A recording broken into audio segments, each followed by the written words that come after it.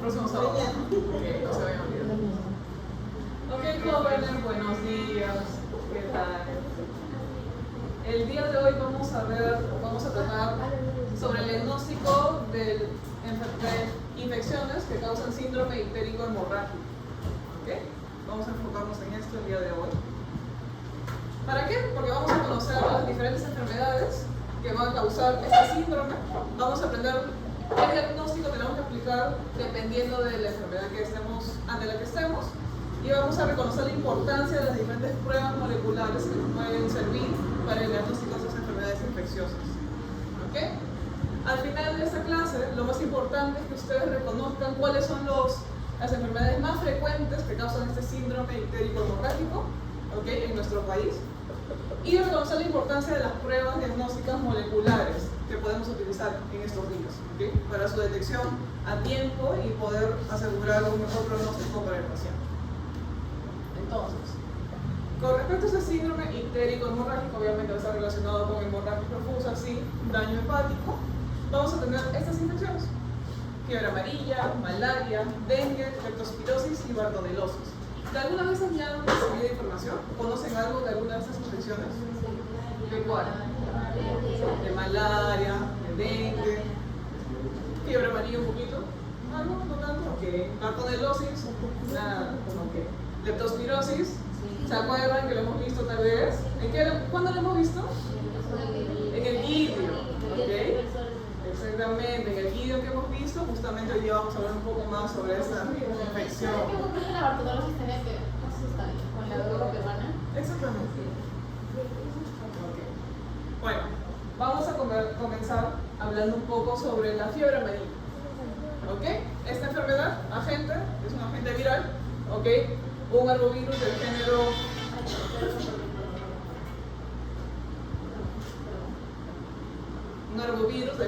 Flavivirus, ¿ok? Sus reservorios son los humanos y los monos, ¿ok? Esta enfermedad suele verse en entornos selváticos, ¿ok? Y vamos a tener la presencia también de un vector, ¿ok? Este vector puede ser nuestro mosquito infectado, ya sea la especie del Aedes aegypti o diferentes especies del género Haemococcus, ¿ok? Vamos a tener diferentes formas de transmisión. Algunas que van a ser catalogadas como selváticas, intermedias y urbanas. Vamos a ver qué es la diferencia entre ellos, ¿okay? Vamos a tener que los monos van a poder ser también infectados con este virus.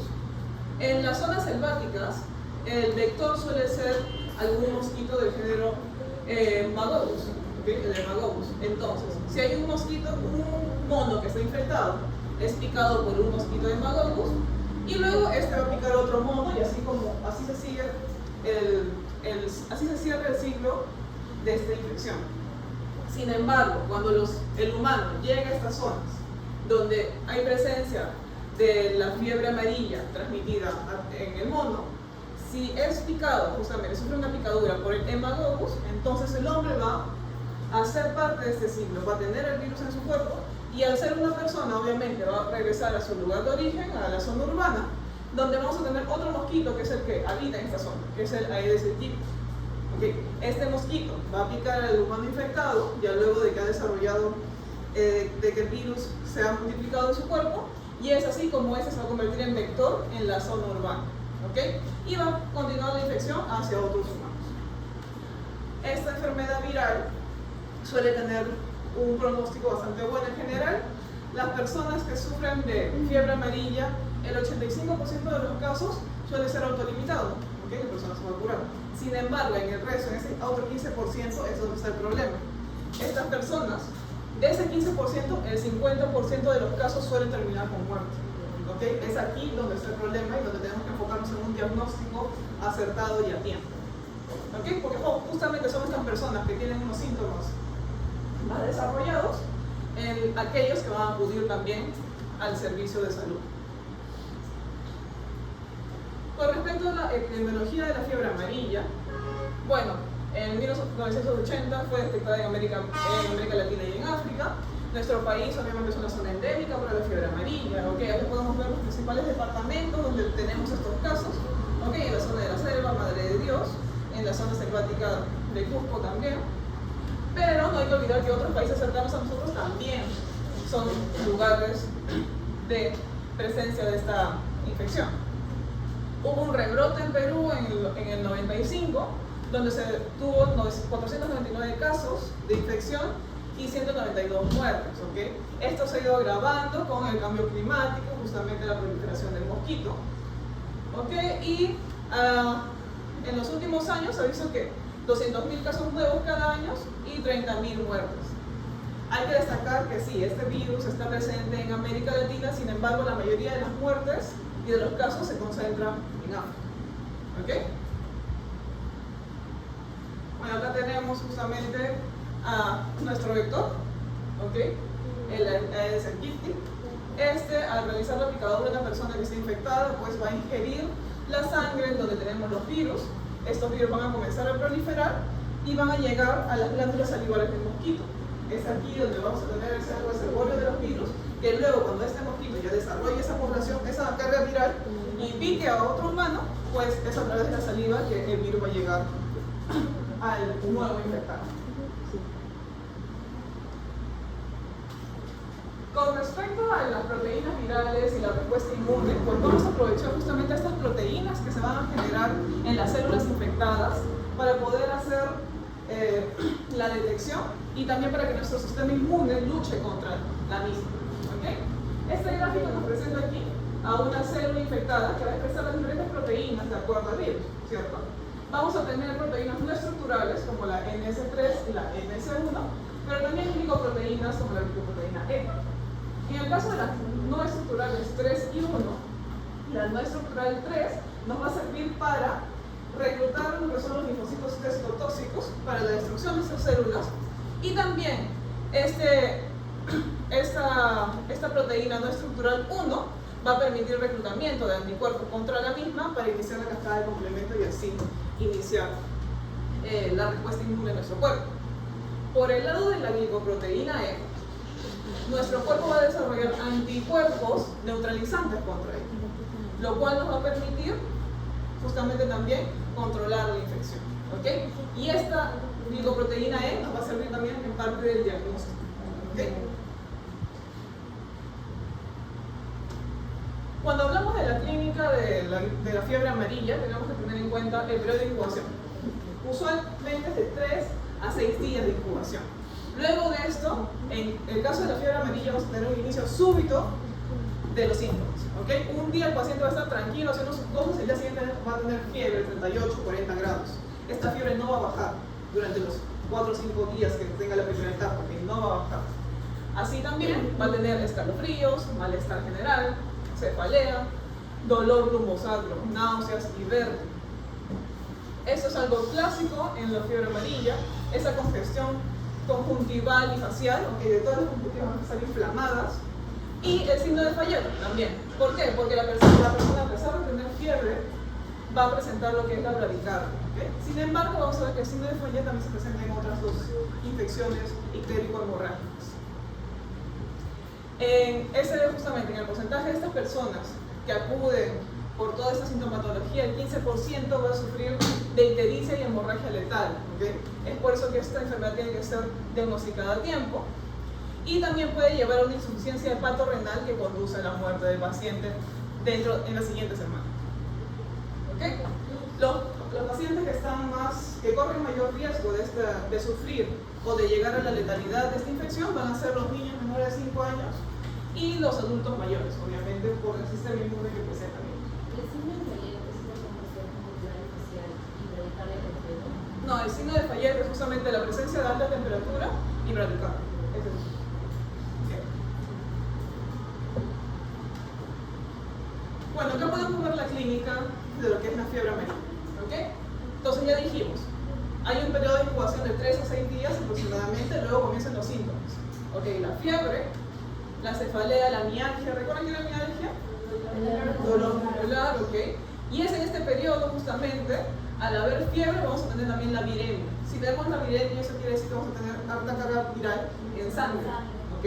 Entonces es en este momento en el que podemos hacer un diagnóstico a partir de la detección del propio virus, ¿ok? O de algún antígeno del virus. Después de esto va a haber un decremento síntomas, pero si el caso no es controlado o es un paciente de alto riesgo, pues va a comenzar a incrementarse nuevamente la fiebre. Va a haber un incremento de la albuminuria, ¿ok? Albúmina en orina, la oliguria, la ictericia, justamente producido por este daño hepático que no está siendo controlado, hemorragias, ¿ok? Y vamos a poder también detectar ya a partir de esa etapa la presencia de los anticuerpos neutralizantes, ¿ok? Entonces, más o menos esto es como se presenta la clínica en lo que es la fiebre amarilla. Recordemos que en la mayoría de los casos pues, va a ser autolimitada, pero en los que no lo son vamos a visualizar todo esto, ¿ok? Con respecto al diagnóstico de la fiebre amarilla, como ya hemos mencionado, vamos a tener una fase virémica en la cual vamos a poder detectar la presencia del virus, mientras luego vamos a tener una fase postvirémica en la cual vamos a detectar los anticuerpos que nuestro cuerpo haya producido contra ese virus. ¿Ok? En el diagnóstico molecular, justamente en los primeros días, vamos a poder hacer una RT-PCR, ¿ok? Para determinar el material genético de este virus. Podemos también hacer lo que es un aislamiento viral. O sea, aislamos los virus a partir de la muestra de sangre y luego lo cultivamos en células de ratones o algún cultivo celular específico. Sin embargo, porque como es un cultivo viral es mucho más infrecuente hacerlo y más difícil hacerlo. Entonces, si es que ya estamos en un caso que tenemos que seguir vigilándolo, podemos realizar lo que es una detección de los anticuerpos. Obviamente, primero tenemos la detección de IgM, ¿ok? Es la primera que se produce, podemos hacer un seguimiento de esta. Y otras pruebas serológicas también incluyen la detección de los anticuerpos IgG producidos mediante la prueba de ELISA. ¿Ok? Estas son las pruebas que podemos realizar para hacer un diagnóstico correcto de nuestra fiebre amarilla. Sin embargo, hay que tener en cuenta que en todos los casos que vamos a ver de todas estas infecciones de hoy, es muy importante la entrevista inicial. ¿Okay?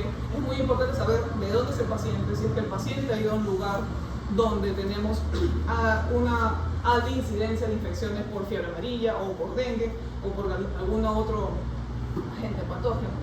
Saber la edad del paciente, saber si es que ya anteriormente ha sufrido alguna infección. Porque en muchos casos, en estas regiones, no solamente vamos a tener una infección por fiebre amarilla, sino que vamos a tener co-infecciones, lo cual agrava también la situación del paciente. ¿Okay? ¿Alguna pregunta sobre fiebre amarilla? Vamos a ver que en las siguientes infecciones van a presentar sintomatología muy similar. ¿Okay? Por lo cual, lo que les he mencionado hace un momento es muy importante. Por ejemplo, leptospirosis. Ya hemos hablado de leptospirosis en el vídeo 4, ¿cierto? ¿Quién hizo el vídeo 4? Ustedes, ok. Entonces, recordemos que esta infección es bacteriana. Tenemos leptospira, especialmente la interrogans, ¿ok? Esa es la patogénica. Vamos a tener diferentes serogrupos o serobares, ¿ok? Es una espiroqueta móvil, ¿ok? Que va a poder penetrar en los diferentes tejidos, gracias a este movimiento también que tiene y al ser también muy delgado. ¿Ok? Hay que recordar que la leptospirosis es una de las pocas infecciones que va a afectar varios órganos a la vez. ¿Ok? Va a afectar el hígado, el pulmón y el riñón. ¿Ok? Tenemos que recordar también que esta bacteria era aeróbica, ¿ok? Y solamente crece en medios de cultivo ricos. ¿Ok? Si tú te cultivas en un lugar macombi, pues no te va a aparecer nada. Tiene que ser un cultivo, ¿cómo se llama? Un cultivo suplementado, un cultivo enriquecido, usualmente con sangre. ¿Ok? Ok. Aquí tenemos un poco de la morfología de la leptospira. ¿Alguien se acuerda por qué esta leptospira es una bacteria móvil? ¿Qué estructura tiene que le permite esa movilidad?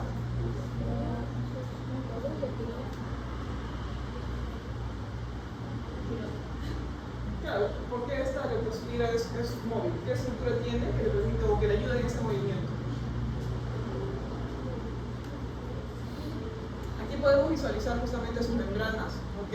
Su membrana interna, su membrana externa.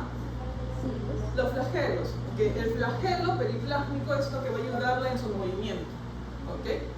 Es por eso también que uno de los medios que se utiliza para su cultivo es un medio bifásico, ¿ok? Que nos va a permitir ver el movimiento de esta bacteria.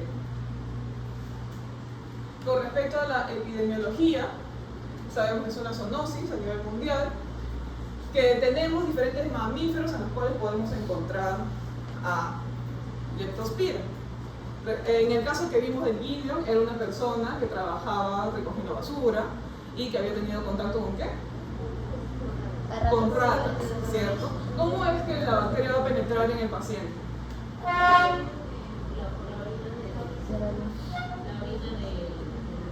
Ok, o sea, toco la orina y ya estoy. ¿O qué cosas necesito que haya?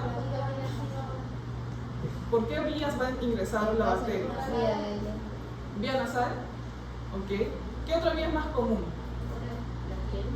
La piel, pero la piel es sana. No, o sea, hay algún tipo de herida, ok, en la piel. Por allí suele ingresar nuestra bacteria. ¿Okay? Pero también hay casos en los que hay infecciones a través de las mucosas. ¿Okay?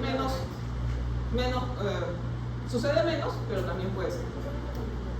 Usualmente es por heridas en la piel. ¿Okay? También esas personas, por ejemplo, en el caso que vieron en el Gideon, pues es una persona que está en contacto con la basura y a veces pues no tienen los medios necesarios para tener un equipamiento suficiente para protegerse de estas infecciones. ¿Okay? Sin embargo, hay que tener en cuenta que otros mamíferos también pueden tener a la bacteria, ¿okay? Y pueden incrementar el riesgo de este contagio. Los casos de leptospirosis van a incrementar en épocas de inundaciones, huaicos y huracanes. ¿Okay? Recordemos que, ¿por qué es que vamos a encontrar a la bacteria en la orina de la rata? Porque pues no la encontramos en la saliva de la rata. En la parte gastrointestinal. Se hospedan en la parte gastrointestinal de la rata. Okay. Especialmente en los riñones. ¿Okay? Y es por eso que al final, cuando el animal orine, vamos a tener la expulsión de esas bacterias. ¿Okay? Después, justamente como se menciona que la leptospirosis va a incrementar en su incidencia en casos de huaicos e inundaciones, en este gráfico de los casos de leptospirosis en el Perú de 2013 al 2019, vemos que hay un incremento cada cierto número de años, ¿cierto? O en épocas específicas del año, que justamente coinciden con esto, ¿no? Con las inundaciones en el norte o en la zona selvática con una mayor cantidad de lluvias. ¿Okay? Y lastimablemente esto ha ido empeorando también por el cambio climático que se presenta actualmente en el Perú. Los casos son más frecuentes en Loreto, Madre de Dios, Piura y Ayacucho. ¿Okay? Entonces, esto va a ser importante al momento del diagnóstico. Si tu paciente te dice, o es un paciente que habita en uno de estos lugares y tiene la sintomatología que vamos a ver a continuación, pues puedes estar pensando en casos de leptospirosis. ¿Cuáles son los factores de riesgo? Como ya los hemos mencionado, ocupacionales, no solamente aquellos que son recolectores de basura, sino también aquellos que son agricultores, porque también están en contacto pueden estar en contacto con la orina de animales. Veterinarios, obviamente, agricultores de arroz. También hay contagios a nivel de recreacionales, ¿okay? En personas que realizan natación en aguas frescas. ¿Okay? Familiares por contacto con los animales infectados. Y recordemos la transmisión que ya hemos mencionado, directo con sangre o los tejidos infectados. ¿Okay? Pero existen formas raras por inhalación e ingestión también. ¿Okay? Con respecto a la patogenia de la leptospirosis, esta enfermedad también va a ser sistémica autolimitada en un 90% de los casos. ¿Okay? Lo preocupante es ese 10% que nos queda que no es autolimitado. Ese 10% es el que suele también acudir a los centros de salud. Es una enfermedad grave potencialmente fatal para ese 10%. ¿Okay? ¿Por qué? Porque al no ser tratada a tiempo puede implicar falla renal, falla hepática, neumonitis, porque hemos mencionado los 3 órganos principales que ataca casi simultáneamente. ¿Okay? Y en ese 10% hay un 70% de mortalidad en los pacientes. ¿Okay?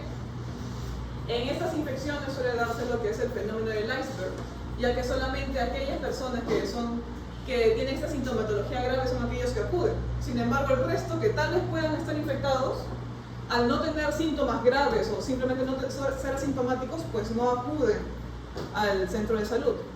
¿Y eso qué cosa va a perpetuar? El hecho de que esa gente que está infectada pues no reciba ningún tipo de tratamiento.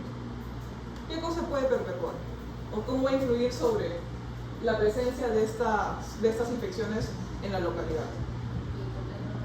Exactamente, que va a seguir haciendo el curso, va a seguir habiendo esta infección y va a correr riesgo más personas que están en ese grupo, justamente repitiendo, de riesgo, pueden haber más infecciones en ellos.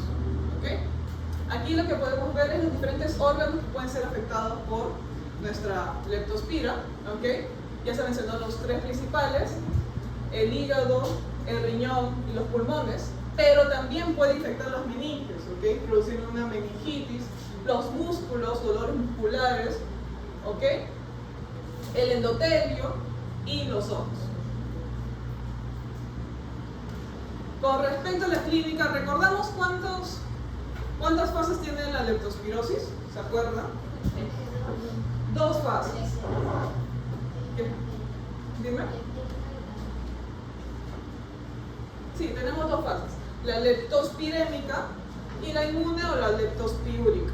¿Ok? Recordemos, la leptospirémica es cuando el virus pues, se encuentra en sangre, mientras que en la siguiente fase, al ya estar, a nosotros vamos a estar dando las ratas. ¿Por qué? Porque ahora vamos a tener el virus también en nuestro riñón. Entonces, en la fase inmune o en la fase leptospiúrica, cuando nosotros orinemos, ¿qué va a tener en nuestra orina? También va a estar la leptospira. ¿Ok? Es por eso que en esta segunda fase podemos encontrar, a la bacteria en nuestra orina. ¿Ok? La tríada en la clínica tenemos que ver cuando son pacientes que acuden con fiebre, con cefalea y con mialgia. ¿Ok? Esta mialgia es muy común en los casos de leptospirosis. ¿Ok? Si a esta tríada le añadimos justamente la procedencia del paciente, la ocupación del paciente, pues nos puede dirigir hacia un diagnóstico presuntivo, ¿okay? El cual luego confirmaremos con las pruebas diagnósticas. Entonces, con respecto a la fase leptospirémica, como ya se mencionó, vamos a encontrar a la leptospira en sangre. El paciente va a tener escalofríos, fiebre, cefalea. Las mialgias van a ser muy intensas, este paciente va a sentir mucho dolor muscular. ¿Okay? Puede llegar a tener anorexia, porque justamente tampoco no va a tener hambre ese paciente. ¿Okay? Va a tener una inyección conjuntival también, y erupciones térmicas pueden aparecer. Luego ya en la fase leptospiúrica puede durar de 4 a 30 días. Es aquí donde ya vamos a tener también la presencia de anticuerpos circulantes en sangre, pero la leptospira va a estar en orina, recordemos eso. ¿Okay? Va a haber una recurrencia de fiebre, meningismo, puede llegar en los casos más graves a meningitis también, ¿okay? E inclusive a miocarditis. ¿Okay? Es en esta fase que si el paciente no es diagnosticado a tiempo, pues podemos llevar a la mortalidad, especialmente en adultos mayores. Los casos más graves de leptospirosis van a ser catalogados como la enfermedad de Weber. ¿Okay? Esta enfermedad de Weber va a estar desde la primera fase con síntomas muy intensos, una recurrencia de la fiebre marcada y prolongada, ¿okay? Daños desde un inicio en el hígado, ¿okay? Hepatomegalia, ictericia, ¿okay? Transaminasas, ¿okay? Bastante altas. Tenemos daño en el riñón, recordemos eso, y hemorragias, ¿okay? Recordemos que es un síndrome ictérico hemorrágico. ¿Okay? En la enfermedad de Weber vamos a tener hemorragias profusas, ¿okay? Suprarrenales, neumonitis y inclusive hemorragias suprarrenales. Como consecuencia de esta hemorragia, pacientes con anemia, con leucocitosis y trombocitopenia. ¿Okay? Justamente, si tenemos un paciente que es un adulto que tiene insuficiencia renal aguda, insuficiencia respiratoria, arritmia cardíaca, alteración de los sentidos, pues podemos estar hablando de un caso de enfermedad de Weber y es un predictor de que este paciente pues ya es tarde o no va a ser fácil de recuperar y tiene una alta probabilidad de morir. ¿Okay? Con respecto a la historia natural de la enfermedad, como ya hemos mencionado en la primera fase, lo que tenemos es en sangre la presencia de nuestra leptospira. Tenemos también justamente que podemos tener en cultivos de sangre, podemos hacer el cultivo para encontrar la leptospira. También si cultivamos líquido cefalorraquídeo a partir del día 2 más o menos o 3, también vamos a poder encontrarlo. Luego, cuando ya es una fase leptospiúrica, pues vamos a tener la presencia de nuestra leptospira en orina. También a partir del día 3-4 comenzamos a tener ya la presencia de nuestra inmunoglobulina M. Luego, posterior obviamente, por la inmunología propia, tenemos ya el desarrollo de las inmunoglobulinas G. ¿Okay?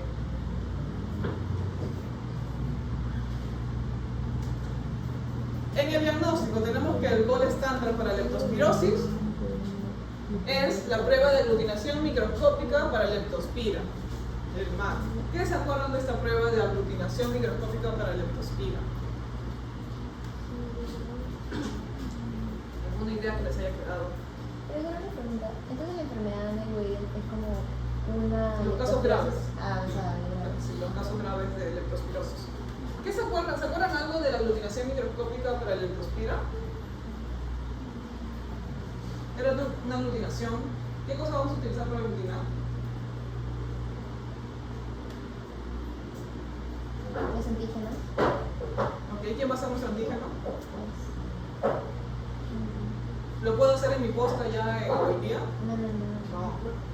Entonces, Creo que era de los de animales. en este caso, recordemos que en el MAT lo que vamos a utilizar es el virus, bueno, la bacteria viva. ¿Okay? Esta bacteria, al estar viva, esta prueba solamente se puede hacer en centros especializados. Por eso que tenemos aquí al INS. ¿Okay? Este va a ser el gold standard, usualmente utilizados en los casos más graves, en los casos que son tal vez de difícil diagnóstico, que tienen que llegar hasta este punto para hacer el diagnóstico definitivo. ¿Okay? Utilizamos bacterias vivas, no se olviden de esto. El conteo mediante cruces, ¿ok? Es un poco ya que pueden buscar si les interesa un poco cómo se hace, en qué momento se determina si una prueba es positiva o no, si es que se repite, después de cuánto tiempo se repite y todo eso, ¿ok? Para ver justamente la evolución de la infección. Por otro lado, tenemos aquí las diferentes pruebas que podemos hacer, ya sean serológicas o a través de moleculares, utilizando muestras para analizar el PCR. Los criterios de confirmación por laboratorio pueden ser diferentes, ¿ok? El primero vendría a ser el aislamiento de la bacteria a partir de sangre, orina, ¿ok? El aislamiento de la misma y la detección del ADN de la bacteria mediante un PCR, ¿ok? Entonces, este aislamiento, pues vamos a requerir de un cultivo, sin embargo, hay que tener en cuenta que el cultivo de la leptospira puede llegar a demorar hasta 42 días, así que no es un método que nos vaya a servir de mucho por este tiempo de espera que vamos a necesitar. ¿Okay? Es por eso que tenemos otros criterios para confirmar mediante el laboratorio si la infección es por leptospira o no. Tenemos el PCR, que es mucho más rápido, tenemos la seroconversión. ¿Okay? ¿Qué es la seroconversión?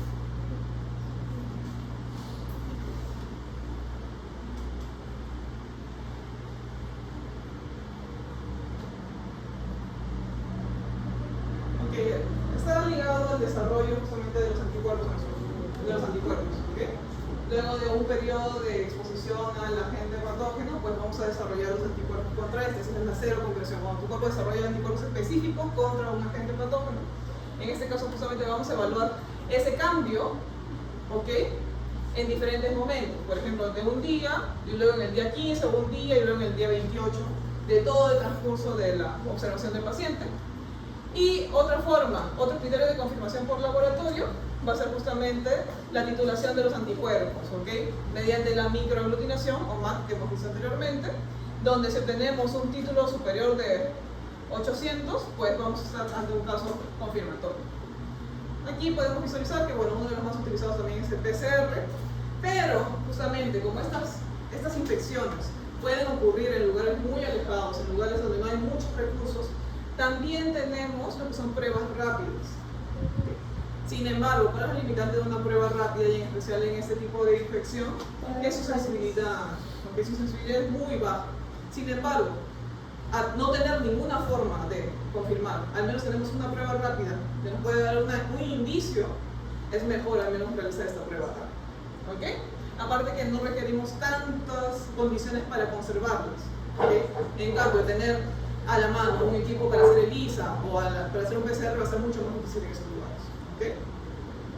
Lo más común es utilizar un ELISA, ¿okay? Hacer una prueba de ELISA para la confirmación, y la muestra suele ser, para este tipo de pruebas, una muestra a partir del suelo. ¿Okay? ¿Alguna pregunta sobre leptospirosis?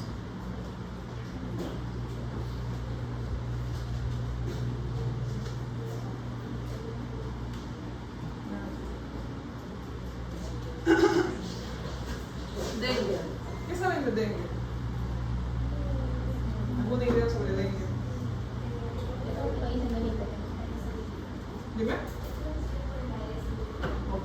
un vector acá, que ya es común para varias infecciones.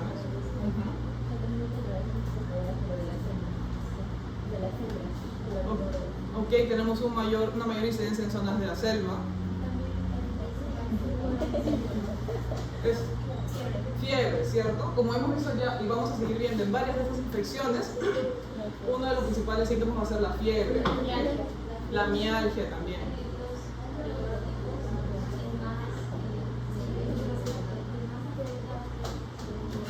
Claro, ¿se acuerdan que tenemos varios serotipos, cierto? Ok, si yo, por ejemplo, tuve dengue, ok, me dio dengue, este serotipo, ¿ya estoy protegida ya del resto de serotipos? No. Va a ser peor. O sea, va a ser peor que los infectados. Va a ser peor, ¿por qué?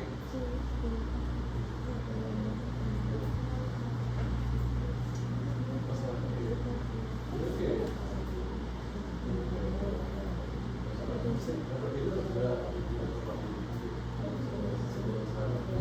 ¿Alguna repotenciación de la infección? Ok. ¿Alguna otra idea? Pero la cosa es que se vuelve peor, se molesta. Ok, si luego vuelvo a tener dengue por otro serotipo, va a ser peor para mí. Ok. No me acuerdo si bien, pero al menos nos habían explicado de que creo que tenía el virus, el tipo 1, pero tenía una etapa de latencia dentro del cuerpo. Pero eso, cuando te volvía a infectar, es como que te hacía una reinfección con el virus. Ya. Así. Ok. ¿Alguna otra idea?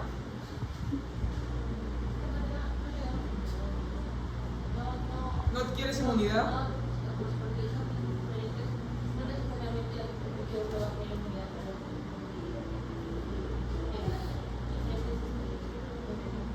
Diferentes serotipos. También como la infección puede ser que Ya, sí, eso es algo característico de las personas que tienen dengue. Una vez que entra el sistema cerebro, ocurre una respuesta inmunológica del cuerpo a la crisis inflamatoria para combatir inflamaciones. Creo que cuando vuelve a entrar, como ya de por sí, de repente hay ciertas características del cerebro primero, creo que la reacción inflamatoria que hace el cuerpo es mucho mayor y por eso se puede ocasionar de repente algunas reacciones en el cuerpo.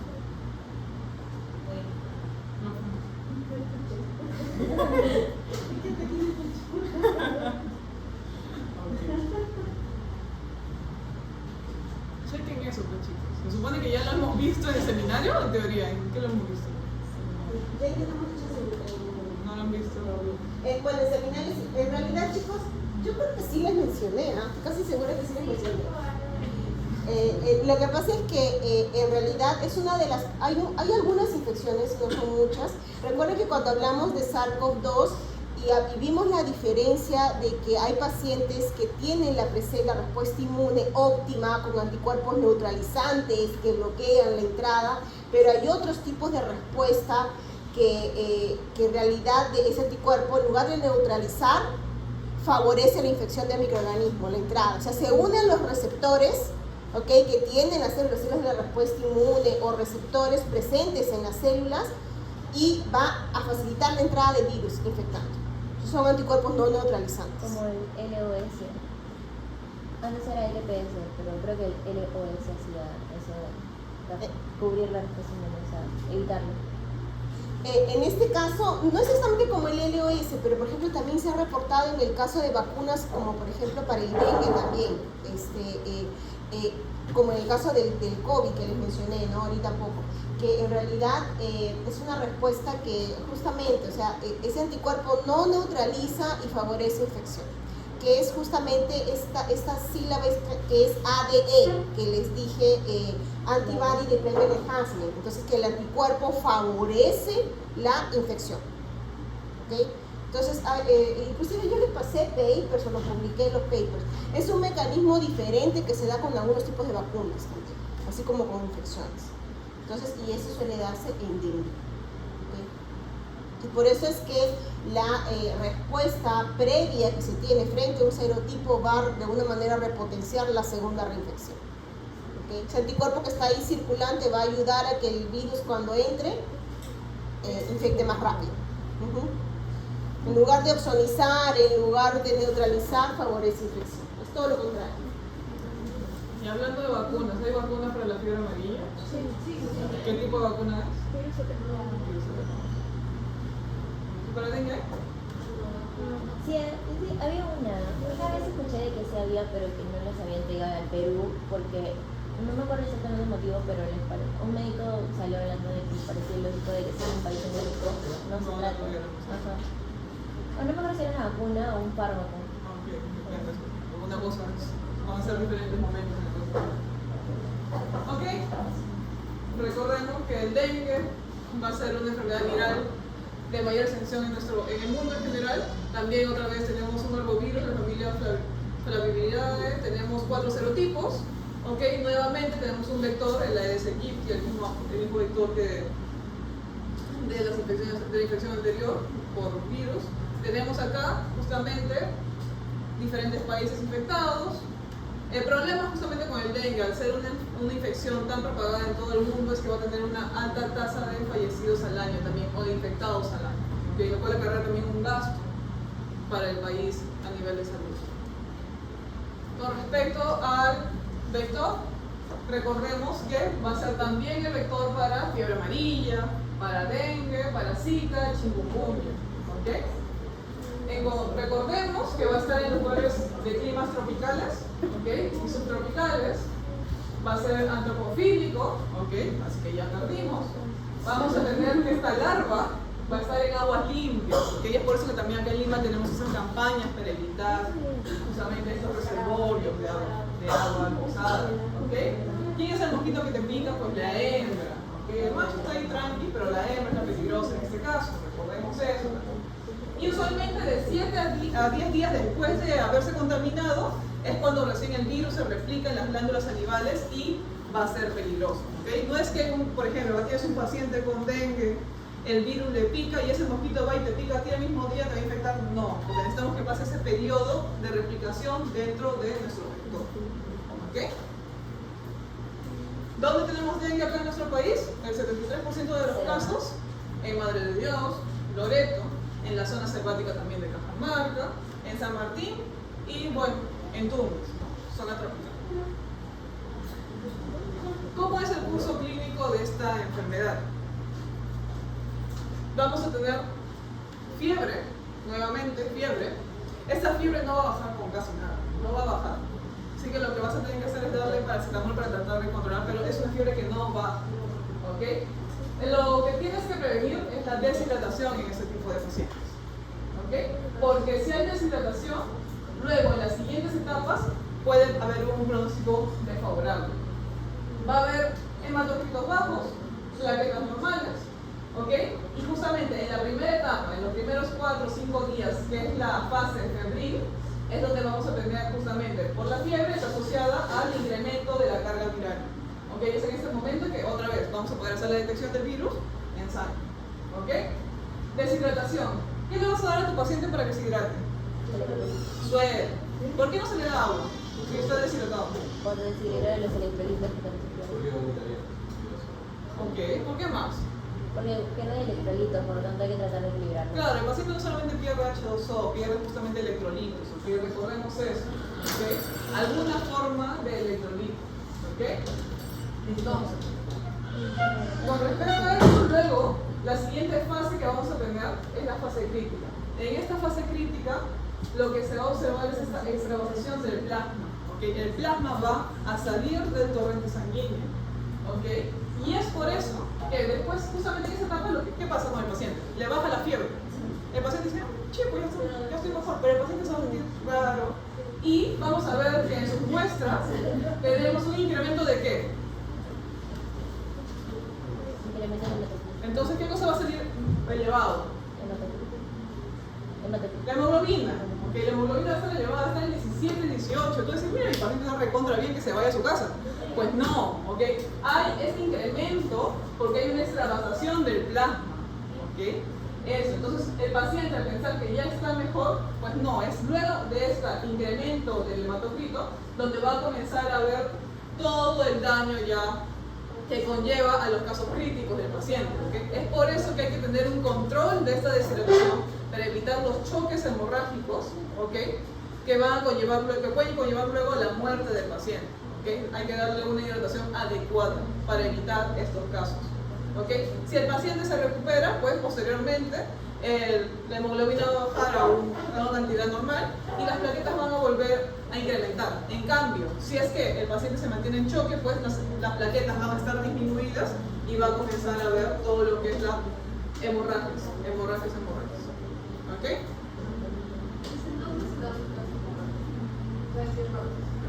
Las hemorragias pueden ser hemorragias anales en cualquier membrana. ¿Okay? Por ejemplo, tu paciente acá tú ya le dices, ok paciente, el paciente ya no tiene fiebre, el paciente le hace sacar su hemograma, pues el paciente está bien con la hemoglobina, pero le dices, ok, ¿y ya has ido al baño? Dices, no, espera, vamos a esperar a que vayas al baño. Va al baño, defeca y ves que sus heces están llenas de sangre. Entonces dices, un momentito hijito, tú no te me vas, le quitas el alta y lo encierras allí hasta que se recupere. ¿Okay? Es una de las formas que tiene que estar. Hay que prevenir, hay que estar atentos a cualquier tipo de hemorragia que pueda tener el paciente. Un chorrito, tienes que tener en cuenta eso. Sí, puede sangrar por diferentes vías. Inclusive puede dar en las encías. Entonces, eso es lo más común. ¿Okay? El paciente comienza a sentir como sabor a sangre. Cuando uno se golpea o tiene una lesión en el diente, la intención no sangra, uno siente el saborcito de la sangre. Eso se comienza a sentir. Entonces, pasas la lengua, puedes sentir, pasas la saliva y sientes ese sabor, pues no es evidente porque en algunos casos no es bastante, ¿okay? Porque no se llega al estado crítico de hemorragia, pero se está perdiendo, ¿no? Justamente en esas fases. ¿Okay? Entonces, no es necesario que esté así un montón, pero sí se siente. Actualmente tenemos una clasificación clínica del dengue en el dengue sin signos de alarma, dengue con signos de alarma y dengue severo. ¿Okay? El dengue sin signos de alarma van a ser personas que viven o han viajado a áreas endémicas para el dengue, que tienen fiebre y algunos de estos síntomas que ustedes tienen enlistados en su diapositiva. ¿Okay? Náuseas, rash, mialgias. ¿Okay? Que son pacientes que en general están saludables pero tienen esta sintomatología. Pacientes con signos de alarma van a tener dolores intensos, vómitos persistentes, sangrado de mucosas, ¿okay? La letargia, la irritabilidad. O sea, el paciente después de tener la fiebre, o sea, el paciente ha estado con fiebre y luego comienza, cuando se le va la fiebre, está irritable, está como cansado. Es allí donde hay que preocuparnos por su signo de alarma, ¿okay? La hepatomegalia también, y vamos a ver que hay un aumento en el hematocrito, como ya se ha mencionado antes. Cuando ya tenemos el dengue severo, pues vamos a tener un escape severo de fluidos, el que se mencionó anteriormente, relacionado al shock, la hemorragia severa por diferentes vías y el daño severo de órganos, ¿okay? Llegando a un choque, a una acumulación de los fluidos en diferentes, por ejemplo, un distrés respiratorio, a los sangrados severos y a otros factores. ¿Okay? ¿Cómo es que también puede pasar un paciente de signos sin alarmas a con signos de alarma? Son pacientes que tal vez, por ejemplo, embarazadas, si llega una embarazada con estos síntomas, pues inmediatamente la consideran como un paciente con signos de alarma para prevenir, ¿okay? Porque también el dengue puede causar abortos. ¿Okay? ¿Qué más? Pacientes que... ¿cómo se llama? Se me fue la palabra. Pacientes hipertensos, ¿ok? También lo mismo, si es un paciente hipertenso que no está controlado, o sea, por ejemplo, en esta zona hay pacientes que son hipertensos y no se controlan, ¿ok? También inmediatamente pasa a ser un paciente con signos de alarma, ¿ok? Niños pequeños también lo mismo. Con respecto al laboratorio, como ya se mencionó, tenemos un periodo de incubación de alrededor de 4 días. Después de eso vamos a tener nuestra primera etapa, ¿ok? Donde va a ser detectable el virus en sangre, ¿ok? Después de esto ya vamos a tener la presencia de anticuerpos. Alrededor del día 4 o 5 comienza a aparecer la IgM y luego ya a partir del 8 o 9 la IgG. ¿Ok? De acuerdo justamente a qué es lo que tengamos circulando en sangre, pues de acuerdo a eso tenemos nuestras pruebas. Obviamente, si tenemos aquí al virus, lo que podemos hacer es un ELISA para el virus, una ELISA para proteínas estructurales del virus, ¿ok? Un RT-PCR para el material genético del virus, ¿ok? Podemos también hacer aislamientos virales, tengamos en cuenta que va a ser un poco más difícil, y la secuenciación genética que requiere pues, mejor instrumental. Por el otro lado, cuando ya han pasado más días, lo que ya tenemos que comenzar a hacer un seguimiento es de la carga de anticuerpos, IgG, IgM, y así. El antígeno NS1, que es justamente lo que detectamos en el ELISA en los primeros días. Al detectar antígeno, porque tenemos al virus en nuestra sangre, ¿ok? Esta proteína no estructural tipo 1, ¿ok? Es altamente conservada, podemos utilizar para diferentes serotipos, ¿ok? Se encuentra asociado a la membrana del virus, o que va a ser en la membrana, y también de forma libre. Lo importante de este ELISA es que tiene una alta sensibilidad y una alta especificidad, ¿ok? Es por eso que también es una de las metodologías de diagnóstico más utilizadas, ¿ok? El ELISA para este antígeno NS1, ¿ok? Por otro lado, obviamente, también tenemos lo que son pruebas inmunocromatográficas, ¿ok? Sin embargo, nuevamente tenemos que su sensibilidad es solo del 50%, pero al no tener ninguna prueba, pues esto es mejor, ¿ok? Una sensibilidad del 50%, por lo cual hay que tener en cuenta que podemos tener falsos negativos. Si la sintomatología te está haciendo sospechar de dengue, pues con estas pruebas inmunocromatográficas no lo puedes descartar. Pero si te sale positivo, pues puedes continuar con tus tratamientos. Con respecto al diagnóstico molecular, pues vamos a hacer un PCR, hacer un virus, vamos a tener un RT-PCR en este caso. Usualmente es tiempo real, por lo cual utilizamos ondas tacto, ¿ok? Y como estamos detectando el ARN del virus, recordemos que solamente se puede hacer en los primeros 5 días, ¿ok? En los primeros días de la infección, porque después ya no vamos a tener el virus. Otras dos metodologías que también se pueden utilizar para la detección del virus es el cultivo celular, ¿ok? El cultivo celular justamente en cultivos especiales de las glándulas salivales de Aedes, de otro tipo de Aedes, ¿ok? En estas células que tenemos, en estas líneas celulares que tenemos en el laboratorio, podemos hacer el cultivo del virus a partir de las muestras de los pacientes, o también hacer una inmunofluorescencia indirecta, ¿ok? Con anticuerpos monoclonales específicos para cada tipo de virus, ¿ok? ¿Alguna pregunta sobre eso? Dengue. ¿Okay? Recordemos que ELISA para ese antígeno específico, pero también tenemos pruebas inmunocromatográficas, ¿okay? Que tienen una menor sensibilidad. Con respecto a la malaria, ¿qué saben de malaria? ¿Algo sobre malaria? Nuestro querido plasmodio. ¿Qué es plasmodio? Un balazo. ¿Alguna otra cosa? Tenemos un vector también, va a ser así. ¿Alguna otra cosa sobre malaria? ¿En qué zonas de malaria? Por eso también está dentro del grupo del síndrome ictérico hemorrágico. ¿Qué más? Sí, la más común. ¿Qué? ¿Qué me dices? ¿De falciparum? ¿Vivas o falciparum? Vivas es la más grave. Falciparum es el más grave, vivas es el más común. ¿Ok? Recordemos eso. Okay. Entonces, malaria, tenemos a nuestro parásito protozoario del género Plasmodium.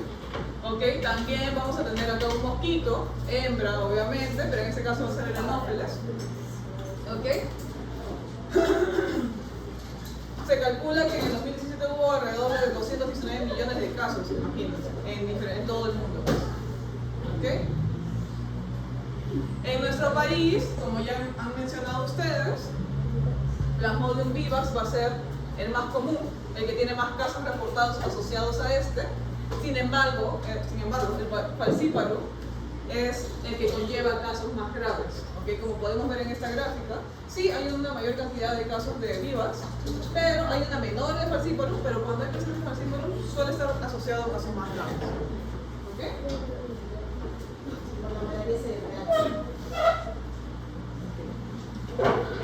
Recordemos que también las zonas donde es endémica esta infección, zonas tropicales, selváticas, ¿okay? Nuestro querido vector de Anopheles, tenemos diferentes vectores, aquí tenemos el nombre de los principales, pero hay otros vectores que también pueden transmitirlo.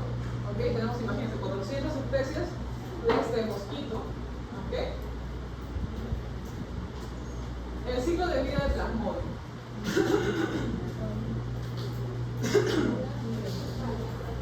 Ok. Este es el ciclo de vida. Es muy bonito. Es muy bonito. ¿Ok? Acá podemos ver al humano, este es nuestro mosquito, y acá las diferentes formas que va a tener este parásito. ¿Ok? Cada estadio tiene un nombre diferente lastimablemente. ¿Ok? Como es un ciclo de vida, pues podemos comenzar por donde sea. ¿Ok? Imaginemos que comenzamos por acá, ¿no? Entonces, llega tu mosquito que está infectado, le pica a la persona. ¿Qué es lo que pasa? Plasmodium entra al torrente sanguíneo, ¿ok? ¿Y a dónde viaja principalmente? Al hígado, ¿ok? Viaja al hígado, entra a las células del hígado, ¿ok? Y comienza a infectarlas. En esta infección se desarrolla lo que es el esquizonte, ¿ok? Esta célula que está repleta aquí de estos como bebitos. Luego esta célula del hígado pues se va a romper, ¿ok? Y va a liberar a los trofozoitos. Estos trofozoitos van a viajar a través de la sangre. ¿Y a dónde van a llegar? ¿Se van a meter en quiénes? En los eritrocitos. Que va a penetrar en los eritrocitos. Los trofozoitos van a tener una forma específica, que como unos anillitos usualmente, ¿ok? Y van a estar invadiendo los eritrocitos. Pueden haber dos vías aquí, ¿ok? Una es que el trofozoito inmaduro madure y nuevamente forme lo que es el esquizonte, ¿ok? Y el esquizonte, o sea, este eritrocito infectado, pues se rompe y libera a los trofozoitos y sigue el ciclo de infección en los eritrocitos. Otra forma que luego se va a dar también es que este trofozoito inmaduro, en lugar de madurar hacia trofozoito maduro, se convierte en un gametocito. ¿Para qué? Para la replicación, ¿ok? Para la reproducción de este. Estos gametocitos se pueden transformar justamente en los gametocitos femeninos masculinos, que son estos que van a estar dando vueltas en la sangre, que luego va a llegar un mosquito bien tranquilo, no está infectado y le picotea, ¿ok? Y es justamente en esta sangre, cuando está la presencia de estos gametocitos, son estos los que van a infectar al mosquito. Estos luego se van a convertir en macrogametocitos, que se transforman en ocinetos, en ooquistes, y ya tenemos justamente todos estos esporozoitos liberados en las glándulas salivales del mosquito, que luego vamos a tener nuestro mosquito infectado luego de estos días, y va a ir donde otro humano, y otra vez, ¿ok? Y es así más o menos como se da todo este ciclo. Recordemos que no es directo, que hay días que hay que esperar para que se dé todo este ciclo, ¿ok? Para que un mosquito que ha consumido sangre infectada desarrolle o se vuelva un vector, deben pasar alrededor de 10 a 14 días para toda esta maduración de nuestro parásito, ¿ok? Lo mismo aquí, esta etapa en el hígado también va a tomar alrededor de 8 a 15 días para que se produzcan estos trofozoitos que van a viajar mediante la sangre y van a infectar a los eritrocitos. ¿Ok? Como hemos visto, tenemos diferentes plasmodios. ¿Ok?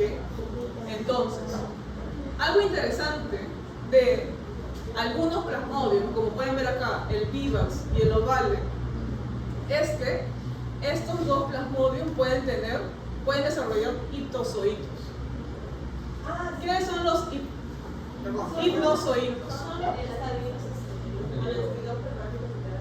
Exacto, tu parásito va a estar tranquilo, ¿ok? Ahí tranquilo en el hepatocito.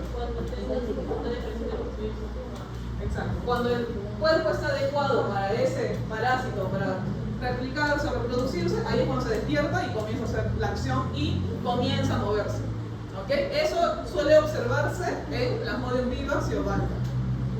Luego, también hay casos de Plasmodium, por ejemplo, el falciparum, que tiene algo que se llama el secuestro. En este caso lo que va a pasar es que estos eritrocitos, que son en forma de esquizonte, o sea, infectados con esta carga, lo que va a pasar es que van a desarrollar en su membrana algunas proteínas específicas que van a permitir que estos eritrocitos se adhieran. ¿A dónde se van a adherir si están en la sangre? A las arterias, al endotelio de las arterias, ¿ok? ¿Y qué va a hacer? Entonces, como se va a adherir ahí, va a estar pegadito, cuando tú tomes tu muestra de sangre, pues no va a aparecer en tu sangre, ¿ok? No va a aparecer en sangre. Es por eso que cuando es Plasmodium falciparum y tomas tu muestra de sangre, puedes encontrar trofosoditos inmaduros, puedes encontrar esta forma de gametocitos, pero no vas a encontrar esto. ¿Okay? Es por eso a lo que se llama el secuestro. Y por último, tenemos otro, que es el Plasmodium malariae, o malariae, que va a tener una fase que es que va a tener la submicroscópica. ¿Qué significa eso? Que la cantidad de parásitos en sangre no es muy alta. Así que cuando tú hagas tu prueba en tu laminita y quieras buscarlo, pues no lo vas a encontrar. Vas a encontrar uno o dos por allí. ¿Okay? A eso se refiere con submicroscópico, que no es detectable mediante las pruebas microscópicas. ¿Okay? Es específico para Plasmodium malariae. ¿Okay? ¿Alguna pregunta sobre esta parte?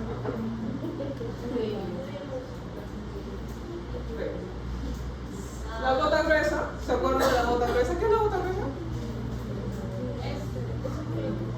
Pues tu gotita, tienes frotis y tienes la gota gruesa. ¿Okay? La gota gruesa, pues al paciente le extraes de su dedito, no la primera gota sino la segunda gotita, ¿okay? Y solamente se expande muy poquito, ¿okay? Es como una gota pero un poquito apretadita, ¿okay? Luego de otra gotita puedes hacer el frotis, ¿okay? Para poder visualizar. Por eso que acá ven la gotita expandida, que es la gota gruesa, y este es el frotis, ¿okay? Entonces, este va a ser el gold estándar para poder hacer el diagnóstico del plasmodium, ¿okay? ¿Qué tinción utilizamos aquí?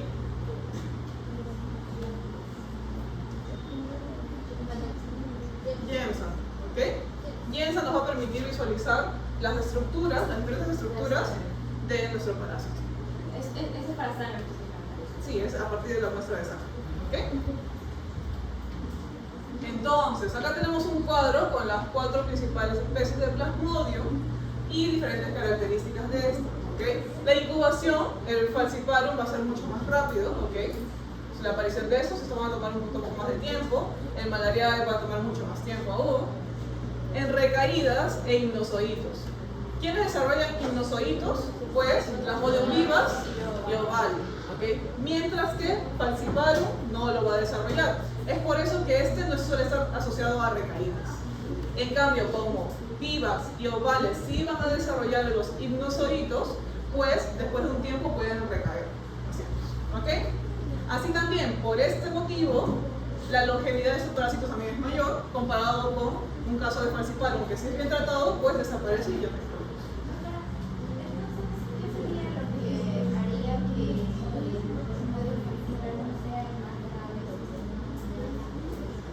Vamos a ver justamente que, ¿te acuerdas de esa adherencia que tiene a los vasos? Esa adherencia pues se adhiere uno, pero no se adhiere uno solito, pues. Se adhieren varios a la vez y pueden obstruir las vías de irrigación de sangre hacia el cerebro, ¿ok? Y eso puede generar ya complicaciones que pueden ser mortales, ¿ok? La malaria cerebral, o sea, el falciparum es el que está asociado, el paciente se dice que muere no por altas cargas de parásito, sino porque el parásito llega al cerebro y genera malaria cerebral. De ahí esa es la forma más grave. Bajo índice de parasitemia, pero más letal. Bueno, aquí tengo un cuadro para que luego se diviertan, capaz si les gustan los parásitos, pueden ver las diferentes características de cada uno de los plasmodios, ¿ok? Para que lo vean después bien bonito, ¿ok? Cómo modifican también la forma del eritrocito, ¿ok?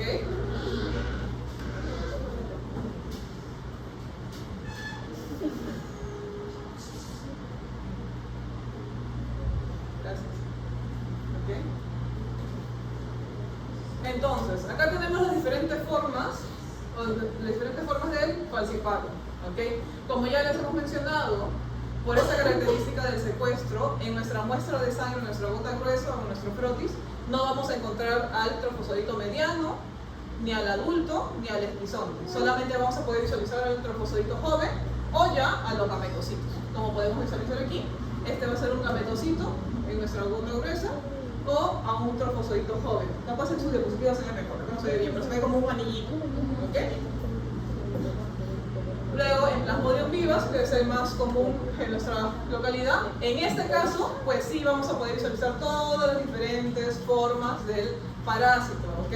Y eso justamente nos ayuda a hacer el diagnóstico. Con esta tabla anterior, donde está todas las formas, cómo se observa cada una de los estadios del parásito, es como se hace el diagnóstico, ¿ok? Sin embargo, obviamente para eso necesitas un ojo muy experto en visualizar y distinguir las diferentes formas, ¿ok? Por último, ¿para qué es importante evaluar la densidad parasitaria? Justamente es para saber la severidad de la infección, ¿ok? Para controlar la evolución parasitológica, si es que el paciente está respondiendo a tu tratamiento o no, si es que hay una disminución de esta carga parasitaria. Y justamente, bueno, para evaluar si tu tratamiento es eficaz o no lo es, ¿ok? También existe lo que es el diagnóstico molecular, ¿ok? Sin embargo, eso no se realiza muy comúnmente, y cuando se realiza, lo que se hace es en estas localidades donde tenemos al paciente infectado, es tomar la muestra en papel filtro, y esas muestras que son transportadas para realizar el diagnóstico molecular y determinar exactamente qué especie tenemos o ante cuál estamos, ¿ok? ¿Alguna pregunta sobre desinfección? ¿Alguna pregunta? ¿No?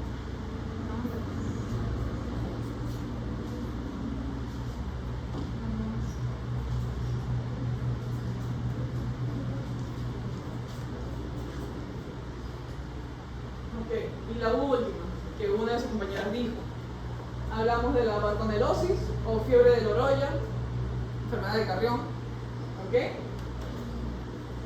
En 1875 ocurrió una epidemia, ¿ok?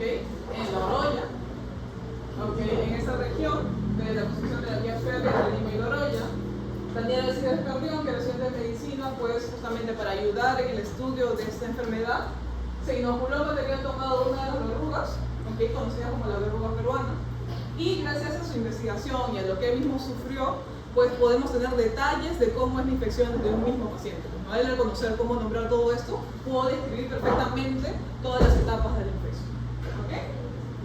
Posteriormente, Alberto Barton fue el que descubrió o el que aisló al agente patógeno de la bartonelosis, ¿okay? La bartonela, y es por eso que se llama bartonela, no porque él se llama Barton. ¿Qué? Así es la vida. Pobre Carlos. Sí, cuando no hay los recursos. Okay. Bartonelosis. ¿Okay? Y me cuenta la historia en ese caso que todavía tuvo mala suerte porque cuando hizo ese experimento fue durante la guerra con Chile. Nuestro país no tenía los recursos, estaba todo en plena guerra. Entonces, a la final ese terminó falleciendo en el hospital de Román. O sea, lo que él quería determinar realmente era mostrar que era una única enfermedad, porque se pensaba al inicio que eran dos, por la fase. Compañeras. ¿No? Compañeras, hay compañeras que tienen problemas con el alrededor del hospital, que tienen su nombre, pero ¿por qué bañeras? Ay, eso no sabía. Compañeras. Compañeras de Una de las Ajá, todos tienen su placa y se lo usa para algo, pero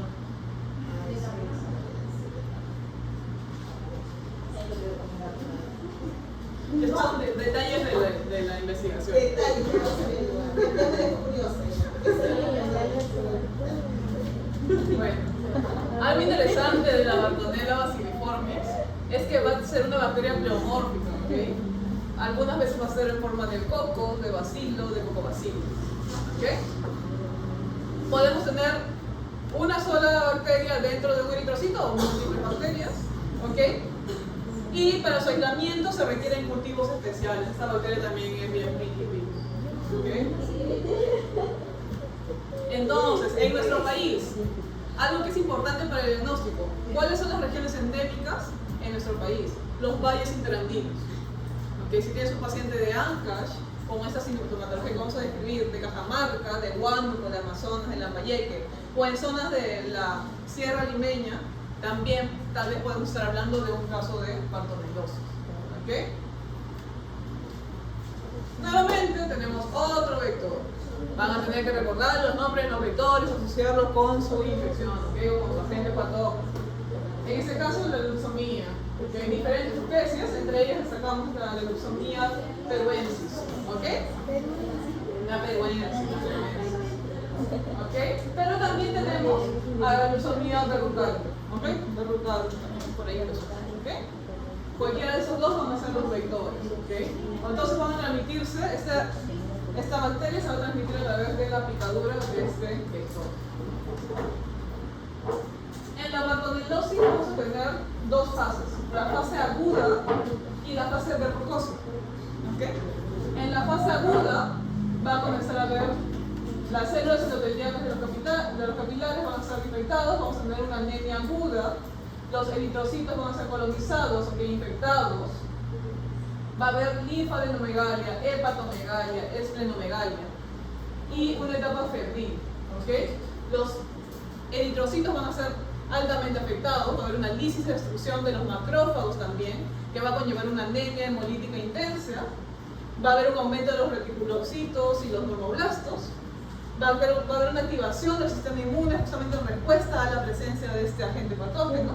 Vamos a obtener que los determinantes de la virulencia de esta Bartonella basilicum, de este parásito, bueno, de esta bacteria, es la proteína de formina, los flagelos y las proteínas IA1A e IA1B, ¿ok? Estos van a ser determinantes para la virulencia de esta bacteria. Por otro lado, luego de tener estas etapas con fiebres, dolores, anemias y sangrados, vamos a tener la fase verrugosa. En esta fase ya vamos a tener desarrollo de diferentes verrugas, ¿ok? Estas verrugas, al final de cuentas, van a ser la formación de nuevos capilares, ¿ok? Porque esta bacteria va a expresar factores angiogénicos, ¿ok? En justamente estas regiones de las células endoteliales, allí se va a ubicar, va a producir esos factores angiogénicos, van a desarrollarse nuevos vasos sanguíneos en estas zonas y una sobreproducción de estas, ¿ok?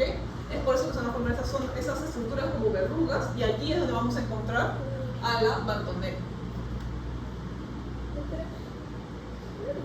¿Por qué dice hematíes parasitados? Porque los hematíes van a tener dentro a la Bartonella. La Bartonella va a estar dentro de los hematíes. Y luego aquí va a estar dentro de las células del endotelio. ¿Ok? Entonces, aquí tenemos a los diferentes síntomas más frecuentes cuando tenemos en los pacientes con bartonelosis. Nuevamente, fiebre, ¿ok? Malestar general, escalofríos, una baja de peso, palidez, ¿ok? Cefaleas, mialgias. Algo importante, como ya se les ha mencionado, es determinar de dónde es el paciente, o sea, en qué lugares vive. Lo cual nos va a ayudar a saber la zona endémica, la presencia de fiebre, esta anemia por ese daño en los eritrocitos, por esa destrucción de los eritrocitos. Y el daño hepatoesplenomegalia nos va a dar una señal de la bartonelosis. No olvidemos nunca la zona endémica, eso es importante para hacer el diagnóstico. ¿Ok? Con respecto al diagnóstico, pues, al ser este tipo de infección y tener síntomas muy parecidos a los anteriores involucrados en el síndrome ictérico hemorrágico, tenemos que hacer un diagnóstico diferencial de malaria, de dengue, de fiebre amarilla, de leptospirosis. ¿Ok? La verruga, tenemos tres tipos de verruga, acá se nos mencionan dos. Las lesiones miliares, que van a ser unas verrugas pequeñas, rojas, ¿ok? Y las lesiones mulares, que van a ser mucho de mayor tamaño, ¿ok?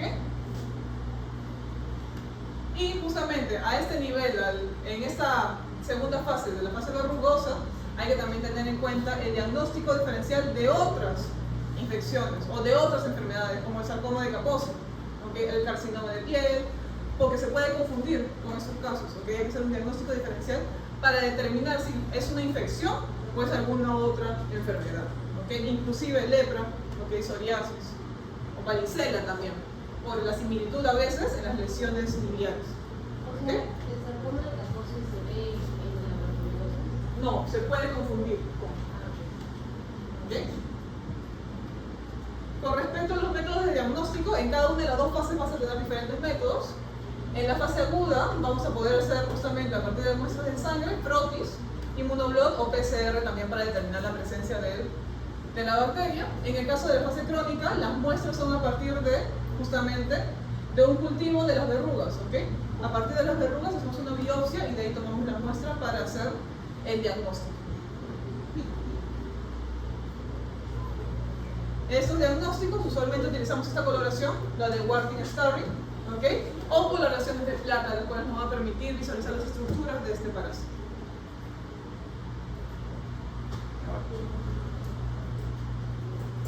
Ok.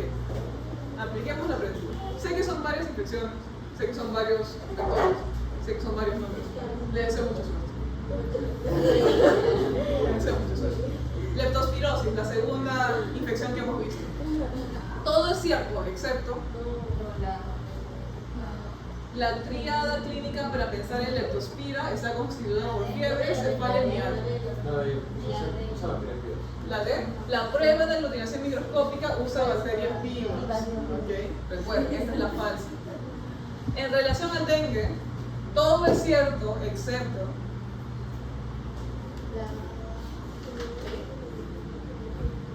el diagnóstico molecular se realiza en los primeros 5 días. Sí. La tipificación de serotipos de dengue se realiza por inmunofluorescencia indirecta, sí se puede hacer. La detección del antígeno no superficial 1 tiene sensibilidad del 93% y especificidad del 100%, pues sí. Las pruebas rápidas tienen sensibilidad del 95%, no, era alrededor del 50 o del 25, del 50, y chequen eso. Ese es uno de los problemas, que estas pruebas rápidas tienen una sensibilidad muy baja. 25. Y marquen la correlación adecuada. Falciparum con hipnozoitos. No. Ok. Vivax con recaídas. O falciparum con recaídas. ¿Quién generaba recaídas? Vivax genera recaídas. Ok, falciparum no. Ok, recuerden eso. Y Vivax, longevidad menor a un año, no es mayor. Para terminar, ustedes evalúan una consulta a un paciente con antecedentes de dengue hace un año y actualmente tiene como presunción diagnóstica otro cuadro de dengue. El paciente desea conocer el serotipo de dengue en la infección actual. ¿Qué examen sería el más indicado para determinar el serotipo? ¿Para determinar el serotipo? Para determinar el serotipo.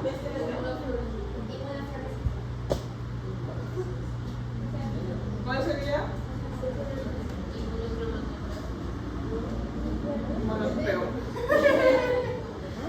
Recuerden que tienen que ver parte 10, la molecular, el RT-PCR, es la única que te va a identificar los serotipos. No es una prueba muy común, generalmente se hace cuando se ve la parte de epidemiología. Las preguntas que acabamos de hacer, no sale la tipificación de serotipos de dengue por ahí como el inmunofluorescencia.